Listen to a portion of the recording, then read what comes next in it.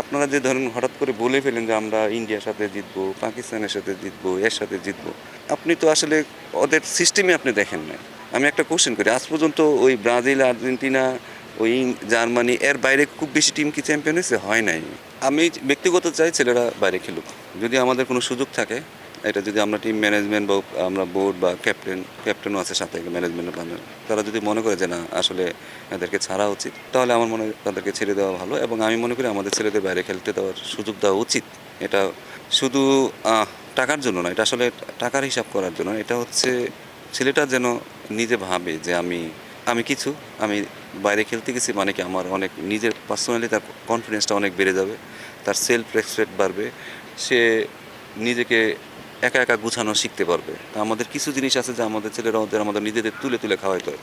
So যখন একা বাইরে খেলতে যাবে সে অনেক ম্যাচিউর হয়ে যাবে। যেই কাজটা আমার হয়তো 5 বছর লাগতো সেটা এক সিরিজেই হয়ে যাবে। সো এই জিনিসগুলো আমাদের খুব তাড়াতাড়ি দরকার। আমাদের সেলফ রেসপেক্ট আর সেলফ ম্যানেজমেন্টটা খুব তাড়াতাড়ি, কীভাবে নিজেকে ম্যানেজ করতে হয়। একটা অড সিচুয়েশনে পড়ে গেলাম, সেখান থেকে সে একাই বের হয়ে যাবে, এখানে কারণ তাকে তো হেল্প করার কেউ নেই। সো এইসব জিনিস খুব তাড়াতাড়ি তাদেরকে আসলে কারণ আফগানিস্তান এখন কেন ভালো খেলতেছে, তাদের 15 থেকে 20টা ছেলে বাইরে খেলে, ঠিক আছে, তারা নিজেরাই ভাবে আমরা মনে হয় অনেক বড় প্লেয়ার। আমরাই তো ডেকে নিয়ে আসি নাকি, আমরাই তো 10টা 15টা আফগানিস্তান প্লেয়ারদের নিয়ে আসছি, আমাদের তো ওদের ডাকে না, ঠিক না? তো আমরাই কিন্তু আফগানিস্তানের বড় টিম বানাইছি।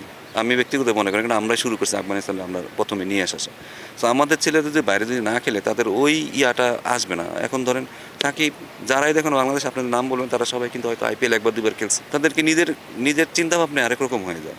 সো এই কারণে আমি বলবো যে তাদেরকে যত পারুক সুযোগ থাকলে, আমি বললাম যে যদি কেউ ওয়ান ডে না খেলতেছে বা টেস্ট খেলতেছে না, তাকে আসলে ছেড়ে দেওয়া উচিত। বা ডোমেস্টিকটাও যদি মনে হয় যে না এখানে না খেলে সে বাইরে খেলে এটা বেটার হবে তার জন্য, তাকে ছেড়ে দেওয়া উচিত। তাহলে কি ছেলেদের মেন্টাল মেকআপটা অনেক বেটার হবে। যে কাজটা আমাদের হয়তো 5 বছর লাগবে তার ওই ম্যাচুরিটি আসতে, সে এক সিরিজে তার ওই ম্যাচুরিটা চলে আসবে।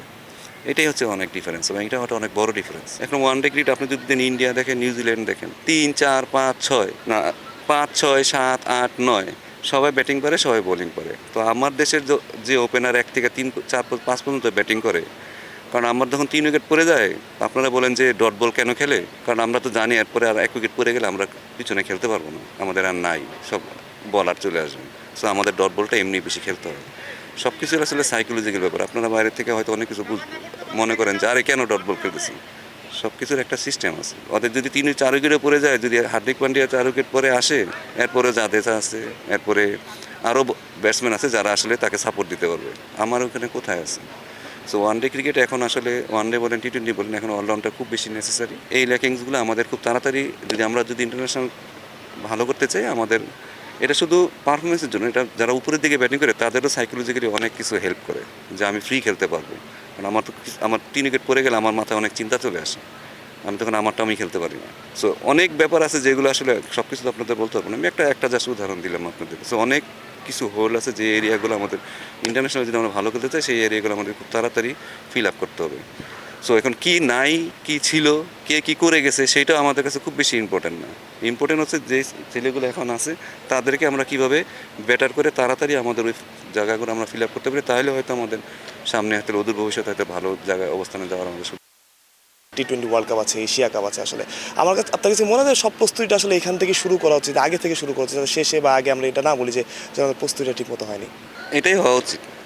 এটাই হওয়া উচিত যে আপনি যখনই কোনো কাজ করবেন, আপনার জন্য কোনো কিছুতে ঘাটতি না থাকে, আপনার প্ল্যানটা আগে করেই তারপরে যাবেন, আপনার যদি সর্বোচ্চ রেজাল্টটা পেতে চান।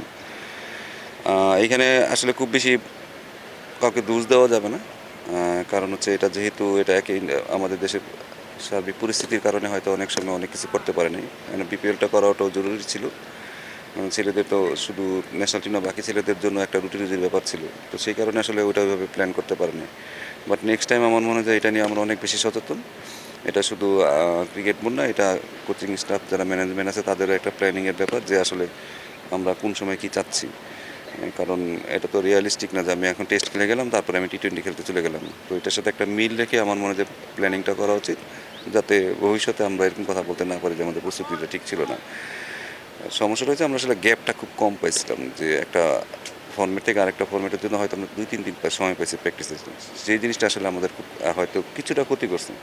তারপরেও আমি বলবো না যে এটাই সব কিছু, বাট প্ল্যানিংটা আরও বেটার করে করা উচিত, যাতে ভবিষ্যতে যেন এই ধরনের সমস্যা না হয়। স্যার ডিপিএলটা তো দেখছেন, এবার ডিপিএল সবচেয়ে বড় অভিযোগ ক্রিকেটাররাও করছে আসলে যে পারিশ্রমিকটা ঠিকঠাকভাবে পাচ্ছে না। আগে যে ক্রিকেটার 10 লাখ টাকা পাতো, সেই ক্রিকেট এবার 1 লাখ টাকা পায়। তো আসলে ঘরোয়া ক্রিকেটের মান যদি এরকম হয় আসলে, তাহলে কি আদৌ আমরা তত কথাই বলি আসলে ক্রিকেটের উন্নতি কি সম্ভব? এটা আপনি কার দোষ দিবেন এখন? এটা আপনি দোষটা এখন কাকে দিবেন? স্যার দোষটা তো আসলে কারোরই দেওয়া যায় না, তারপরেও স্যার দোষটা কাকে দিবেন? যারা দোষটা তো আসলে এটা তো আপনি বোর্ডে দিতে পারেন না, প্লেয়ারদেরও দিতে পারেন না, ঠিক আছে? সো যারা চালাচ্ছে তাদেরকে বলতে পারেন যে আসলে কেন মানে পারিশ্রমিক হঠাৎ করে কমলো, ঠিক আছে? এগুলো সবাই মিলেই জিনিসটা করছে, যে এরকম না যে একটা ক্লাব করছে, একটা ক্লাব শুরু করছে সাথে সাথে আরও 5টা ক্লাব শুরু করে দিচ্ছে। তো এইটা তো আসলে আপনি কখনো মানে এই জিনিসটা তো আসলে কারো হাতে নেই। যেহেতু হাতে নেই আসলে এটা কিন্তু কিছু করার নেই। সো একটা ছেলে যখন এখন ধরেন আপনি একটা ব্যাটের দাম প্রায় 1 লাখ টাকা, যদি একটা ভালো মানের ব্যাট দিয়ে আপনি খেলতে চান, যে প্রিমিয়ার লিগে একটা ছেলে যখন 1 লাখ টাকার একটা ব্যাট দিয়ে খেলবে, তখন আরেকটা ছেলে যদি ধরেন ব্যাট ভালো নাই পায়, 10,000 টাকার ব্যাটে খেলে, তার সাথে তো তার ডিফারেন্স হবেই, স্বাভাবিক।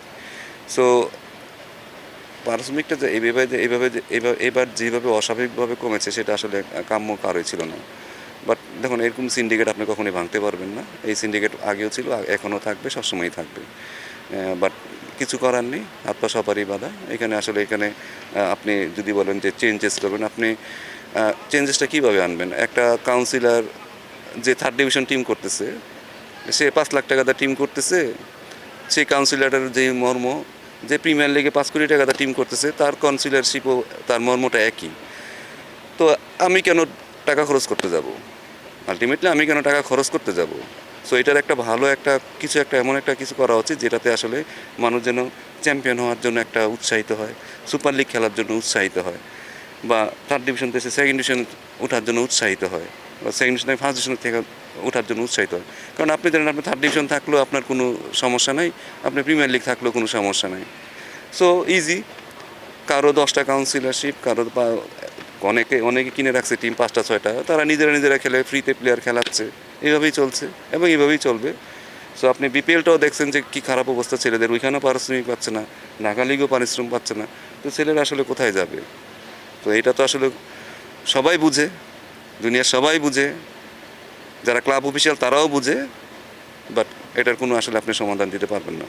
স্যার আসলে বিপিএল এর কথা বলছিলেন, ডিপিএল এ ঠিকমতো পারিশ্রমিক হয় না, বা বিপিএল এর ক্রিকেটাররা প্রাপ্ত পারিশ্রমিকটা পান না, এবং কোচরাও পান না। আসলে যখন ক্রিকেটার কোচরা টাকাটা ঠিকমতো পান না, তখন আমরা কি এটা আশা করতে পারি কিনা যে বাংলাদেশ সেমিফাইনাল খেলবে, চ্যাম্পিয়ন্স ট্রফি দিকে ফাইনাল খেলবে, যখন ঘরোয়া ক্রিকেটের আসলে এই অবস্থা? টাকাটা তো একটা ছোট ফ্যাক্টর, টাকাটা একটা ফ্যাক্টর। টাকাটা একদিকে, আপনার সার্বিক পরিস্থিতি যা বলেন, খেলার মান বলেন বা উইকেট বলেন, কোচিংয়ের মান বলেন, আমাদের প্লেয়ারদের থিঙ্কিংয়ের মান বলেন, এটা আসলে একটা দেশের ক্রিকেট উন্নতি করতে হলে আপনার চারিদিক দিয়ে উন্নতি করতে হবে, শুধু একটা সেক্টর না বা একটা এরিয়া না। তো সবাইকে মিলে আমার মনে কাজ করতে হবে।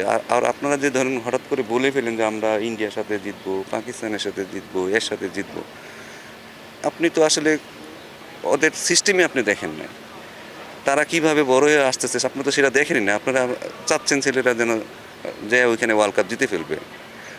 আমি একটা কোশ্চেন করি, আজ পর্যন্ত ওই ব্রাজিল, আর্জেন্টিনা, ওই জার্মানি, এর বাইরে খুব বেশি টিম কি চ্যাম্পিয়ন হয়েছে? হয় নাই। কারণ এদের সংস্কৃতি বলেন, এদের কালচার বলেন, এদের প্লেয়ার প্রডিউস করার সিস্টেম বলেন, এটা আলাদা। সো ক্রিকেটটাও একই জিনিস। আপনি যদি চ্যাম্পিয়ন হতে চান, আপনাকে চ্যাম্পিয়নশিপের মানসিকতাটা একদম ছোটোবেলা থেকে করতে হবে, একদম ছোটো থেকে করতে হবে। আপনি হঠাৎ করে যে ওই 15টা ছেলেদের কাছে চ্যাম্পিয়নশিপ আশা করেন, তারা সিস্টেমের মধ্যে চ্যাম্পিয়ন হওয়ার মতো মেন্টালিটি নিয়েই বড় হয় নাই। সো সেইভাবে আসলে এটা শুধু একটা প্লেয়ারদের দোষ দিয়ে লাভ নেই, কোচিং স্টাফের দোষ দিয়ে লাভ নেই, ঠিক আছে? সব কিছুরই আসলে একটা সুন্দর সবার এটা আসলে বাংলাদেশ ক্রিকেট আগাইতে হলে সবাইকে মিলে আগাইতে হবে। এটা একটা সেক্টর দিয়ে কখন হবে না, শুধু প্লেয়ারদের দোষ দিয়ে লাভ নেই, ঠিক আছে? আপনাকে সব কিছু মিলে খুব সুন্দর করে আপনি যদি ভালো করে প্লে করেন, তখনই হয়তো চান্স আছে। এছাড়া আসলে আমি মনে করি না খুব বেশি চান্স আছে। স্যার প্রতিবারই আমরা আসলে এইসব নিয়ে কথা বলি, প্রতিটা ব্যর্থতার পরই, এবং আপনারা যারা আছেন তারাও বলেন যে আসলে কী করতে হবে, কেন আসলে হয় না আসলে, মানে আমাদের কি ওই ইচ্ছাটাই নাই যে চেঞ্জ হতে হবে বা চেঞ্জ করতে হবে? আমি এখন একটা জিনিস রিয়ালাইজ করছি যে দিন শেষে আসলে বাংলাদেশ ক্রিকেট যদি ইমপ্রুভ করতে হয়, তাহলে ওই তাদেরকে ইন্টারন্যাশনাল খেলায় ইমপ্রুভ করতে হবে। আমার এখন যা ডোমেস্টিকের অবস্থা, এতে আমার ক্রিকেট আর খুব বেশি ইমপ্রুভ হবে বলে আমার কাছে, আমি ব্যক্তিগতভাবে মনে করি না, ঠিক আছে? এটা আমার পার্সোনাল ওপিনিয়ন। আমার কাছে মনে হয় যে এদেরকে হয়তো যারা 19 খেলে তারাও ইন্টারন্যাশনাল এক্সপোজার বেশি পাক, যারা এইচপিতে খেলবে তারাও যেন ইন্টারন্যাশনাল খেলে খেলে তারা প্লেয়ার হয়, যারা বাংলা টাইগার্সে থাকবে এই টিমে থাকবে তারাও যেন ইন্টারন্যাশনাল ম্যাচ খেলে খেলেই তারা যেন অ্যাটলিস্ট ইন্টারন্যাশনাল মানের মেন্টালিটিটা নিয়ে আসে। ঘরোয়া ক্রিকেট দিয়ে আমার কাছে মনে হয় না খুব বেশি আগাবে, আমার কাছে মনে হয়। স্যার এইটা কি একটা ফেলিওর কিনা, মানে বোর্ড কর্ম এটা তো আসলে ক্রিকেটারদের কিছু করার নেই, কোচদেরও কিছু করার নেই আসলে, যার ম্যানেজমেন্ট তাদের ফেলিওর কিনা স্যার এটা? না, এটা তো আপনি তো বোর্ডকেও দোষ দিতে পারেন না, কারণ বোর্ড তো কার কাজ হচ্ছে সে করতেছে। বোর্ড আপনাকে এবার এক্সট্রা টুর্নামেন্ট দিছে, T20 জন্য টুর্নামেন্ট দিছে, 4 ডে বাড়াচ্ছে, সেটা দিয়ে খেলার এক্সপোজ হচ্ছে। তো এখানে আসলে আমি বললাম না, এটা তো কারো একার পক্ষে না, এটা প্লেয়ারদেরও একার পক্ষে সম্ভব না, এটা বোর্ডের একার পক্ষে সম্ভব না। যারা এই যে ডোমেস্টিক চালাচ্ছে, টাকাটা তো আর বোর্ড দিচ্ছে না, এটা তো ক্লাব দিচ্ছে, ক্লাবের সহযোগিতা লাগবে, যারা ফ্র্যাঞ্চাইজি আসতেছে তাদের সহযোগিতা লাগবে, সবার মিলিত প্রয়াসেই কিন্তু বাংলাদেশ ক্রিকেট আগাবে। এছাড়া আসলে কাউকে একা দোষ দিয়ে কোনো লাভ নেই।